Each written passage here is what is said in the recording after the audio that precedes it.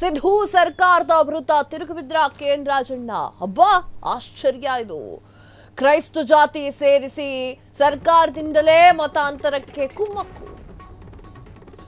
ಸಿದ್ದು ಸರ್ಕಾರದ ವಿರುದ್ಧ ತಿರುಗಿ ಬಿದ್ಬಿಟ್ರ ಕೆಎನ್ ರಾಜಣ್ಣ.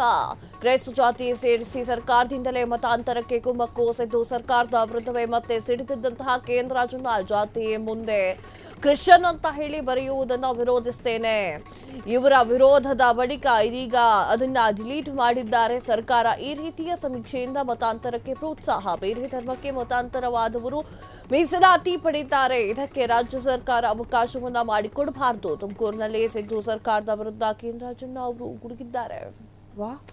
ಕೆಎನ್ ರಾಜಣ್ಣ ಅವರು ಸಿದ್ದರಾಮಯ್ಯ ಅವರ ಆಪ್ತರು, ಬಲಗೈ, ಎಲ್ರಿಗೂ ಕೂಡ ಗೊತ್ತೇ ಇದೆ. ಇದನ್ನು ರಿಟರ್ನ್ ನಾನು ಹೇಳೋದಿಲ್ಲ. ಕೆಎನ್ ರಾಜಣ್ಣ ಅವರನ್ನ ಸಚಿವ ಸ್ಥಾನದಿಂದ ತೆಗೆಲಿಕ್ಕೆ ಸಿದ್ದರಾಮಯ್ಯ ಅವರು ಸಿಕ್ಕಾಪಟ್ಟೆ ಕಷ್ಟಪಟ್ಟರು. ಹೈಕಮಾಂಡ್ನಿಂದ ವಜಾ ಮಾಡಿ ಅಂತ ಹೇಳಿದ್ರು. ಸಿದ್ದರಾಮಯ್ಯ ಅವರ ಏನ್ ಹೇಳ್ತಾ ಇದ್ರು ಅಂತಂದ್ರೆ ರಿಕ್ವೆಸ್ಟ್ ಮಾಡ್ಕೊಳ್ತಾ ಇದ್ರು. ಬೇಕಾ ನೋಡಿ, ಅವ್ರು ಬೇಕು ನಮ್ಮ ಒಂದು ಸರ್ಕಾರಕ್ಕೆ, ವಜಾ ಮಾಡಕ್ಕಾಗಲ್ಲ ಅಂತ ರಿಕ್ವೆಸ್ಟ್ ಮಾಡಿ ಉಳಿಸ್ಕೊಂಡಿದ್ದವ್ರು ಅವರು. ಆದ್ರೂ ಕೂಡ ಹೈಕಮಾಂಡ್ ಕೇಳಲಿಲ್ಲ, ವಜಾ ಮಾಡುವಂತ ಪರಿಸ್ಥಿತಿ ಬಂತು. ಅದಾದ ನಂತರ ಕೆಎನ್ ರಾಜಣ್ಣ ಪಕ್ಷದಿಂದ ಉಚ್ಚಾಟನೆ ಆಗ್ತಾರೆ ಅಂತ ಹೇಳಲಾಗ್ತಾ ಇತ್ತು. ಉಚ್ಚಾಟನೆ ಮಾಡಿ ಅಂತ ನೋಡೇ ಬಿಡೋಣ ಅಂತ ಅವ್ರು ಕೂತಿದ್ರು. ಈಗ ಸದ್ಯಕ್ಕೆ ಕೆಎನ್ ರಾಜಣ್ಣ ಅವರು ಸಿದ್ದರಾಮಯ್ಯ ಸರ್ಕಾರ ವಿರುದ್ಧವಾಗಿ ಮಾತನಾಡ್ತಾ ಇದ್ದಾರೆ. ಏನ್ ಹೇಳಿದ್ರು ನೋಡ್ಕೊಂಬರೋಣ. ಕ್ರಿಶ್ಚಿಯನ್ ಅಂತ ಬರ್ಕೊತಾ ಇದ್ರು, ಅದೆಲ್ಲ ಬರಿಬಾರ್ದು. ಮತ್ತೆ ಯಾರೆಲ್ಲ ಕ್ರಿಶ್ಚಿಯನ್ ಕಮ್ಯುನಿಟಿಗೆ ಹೋಗ್ತಾರೆ, ಅವರು ಒರಿಜಿನಲ್ ಯಾವ ಜಾತಿಯಲ್ಲಿ ಇರ್ತಾರೆ ಅಲ್ಲಿ ಬೆನಿಫಿಟ್ ತಗೋತಾರೆ. ಅದು ಕೊಡಬಾರ್ದು ಸರ್ಕಾರ.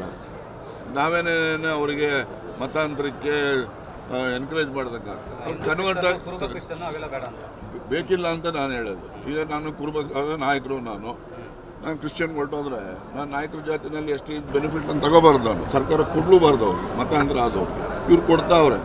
ಕೊಡೋದ್ರಿಂದ ಮತಾಂತರಕ್ಕೆ ಎನ್ಕರೇಜ್ ಕೊಟ್ಟಂಗೆ ಆಗ್ತದೆ. ಅದು ಸರಿಯಾದಂಥ ಕ್ರಮ ಅಲ್ಲ ಅಂತ ಹೇಳಿ ನನ್ನ ವೈಯಕ್ತಿಕ ಅನಿಸಿಕೆ.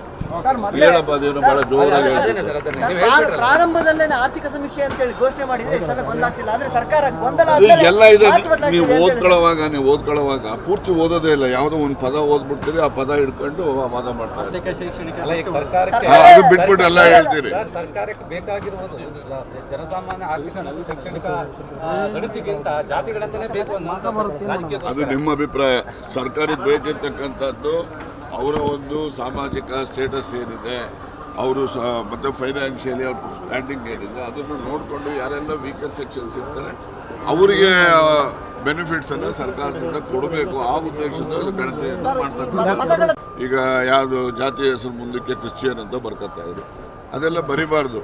ಮತ್ತು ಯಾರೆಲ್ಲ ಕ್ಷಣ ಕ್ಷಣದ ಸುದ್ದಿಗಳಿಗಾಗಿ ಫ್ರೀಡಂ ಟಿವಿ ಸಬ್ಸ್ಕ್ರೈಬ್ ಮಾಡಿ, ಲೈಕ್ ಮಾಡಿ ಹಾಗೂ ಫಾಲೋ ಮಾಡಿ. ಹೊಸ ಸುದ್ದಿಗಳ ನೋಟಿಫಿಕೇಶನ್ಗಾಗಿ ಬೆಲ್ ಐಕಾನ್ ಮೇಲೆ ಕ್ಲಿಕ್ ಮಾಡಿ.